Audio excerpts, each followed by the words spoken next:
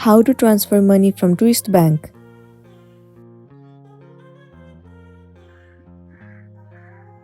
The very first thing you want to make sure that the application Truist Bank is already installed on your device. If not, you can head over to your App Store or the Play Store and then install it. Once it has been installed, open the application.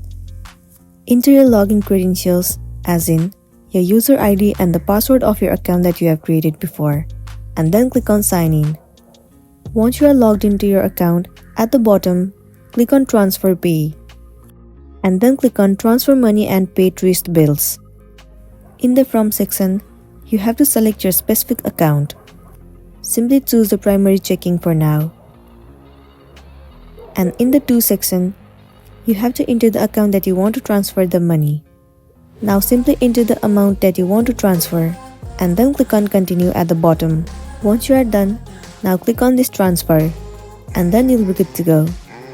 So that's all for today, and this is simply how you can transfer money from Truist Bank.